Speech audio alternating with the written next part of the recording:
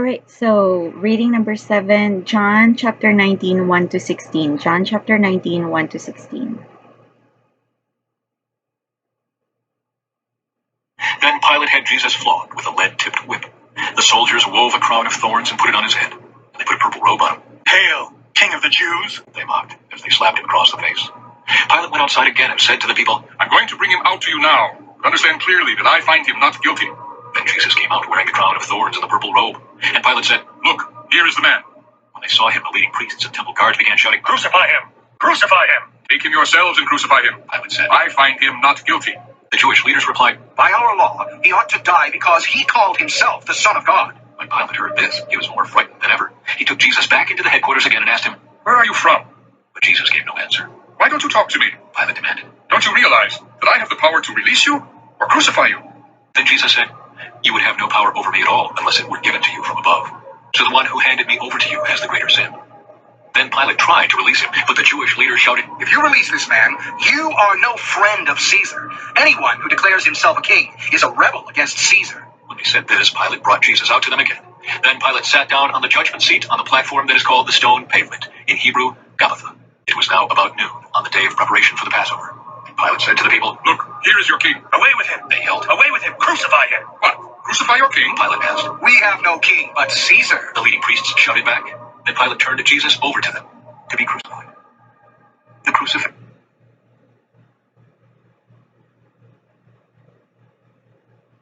Um, crooked people could really find a way to convince people of their crooked ways, right? So these Jewish priests, you know, it,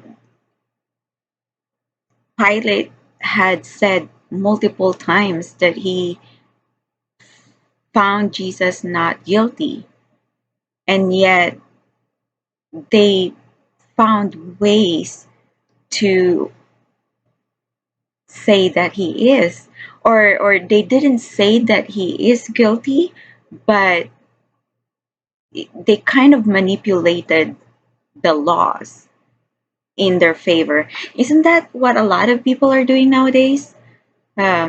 Politicians, rich people, big companies, they twist words and policies and laws and rules to fit what they need. It's sad. It's sad. Okay, so we're done with that. Um, the last verse, it didn't finish. The last verse was just, then Pilate turned Jesus over to them to be crucified, so they took Jesus away. Oh my gosh, the crucifixion, it's coming. All right, last reading of the day, Matthew 27 to 44. Matthew chapter 27, verse 27 to 44. Some of the governor's soldiers took Jesus into their headquarters and called out the entire regiment. They stripped him and put a scarlet robe on him. They wove thorn branches into a crown and put it on his head. And they placed a reed stick in his right hand as a scepter. Then they knelt before him in mockery and taunted, "Hail, King of the Jews!" They spit on him and grabbed the stick and struck him on the head with it. When they were finally tired of mocking him, they took off the robe and put his own clothes on him again. Then they led him away to be crucified. The crucifixion. Along the way, they came across a man named Simon, who was from Cyrene, and the soldiers forced him to carry Jesus' cross. And they went out to a place called Golgotha, which means place of the skull. The soldiers gave him wine mixed with bitter gall, but when he had tasted it, he refused to drink it. After they had nailed him to the cross, the soldiers gambled for his clothes by throwing dice. Then they sat around and kept guard as he hung there. A sign was fastened to the cross above Jesus' head, announcing the charge against him. It read, "This is Jesus, the King of the Jews." 2 revolutionaries were crucified with him, one on his right and one on his left. The people passing by shouted abuse, shaking their heads in mockery. "Look at you now," they yelled at him. "You said you were going to destroy the temple and rebuild it in 3 days. Well then, if you are the Son of God, save yourself and come down from the cross." The leading priests, the teachers of religious law, and the elders also mocked Jesus. "He saved others," they scoffed, "but he can't save himself. So he is the King of Israel, is he? Let him come down from the cross right now, and we will believe in him. He trusted God, so let God rescue him now if he wants him. For he said, I am the Son of God. Even the revolutionaries who were crucified with him ridiculed him in the same way.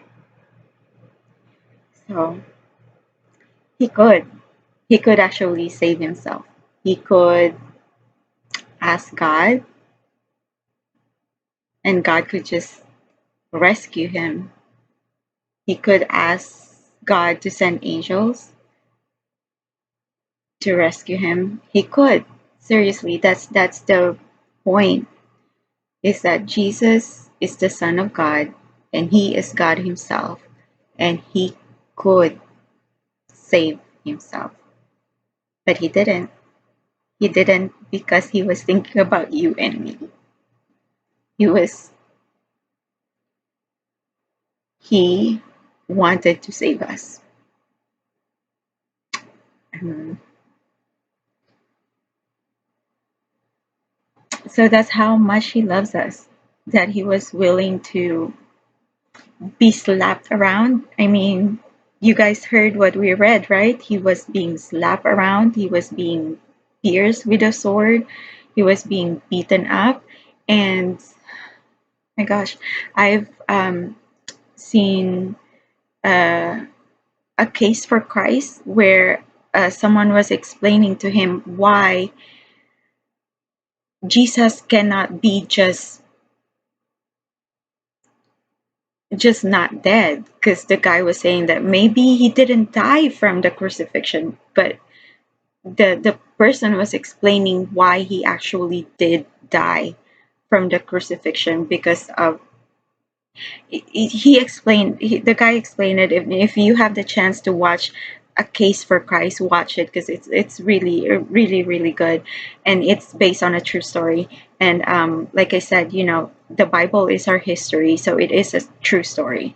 And the guy said that actually while Jesus was crucified and he was trying to breathe, he actually was drowning in his own blood. So yeah, if that doesn't convince you to accept Jesus as your Lord and Savior, I don't know what is. Because that's like a really true, deep kind of love. And no one is ever going to love us like Jesus loves us. So, ah, enough with the crying. So I'll see you guys tomorrow. Tomorrow is Easter Sunday. Very, very happy about that. So I'll see you guys tomorrow. God bless. Bye.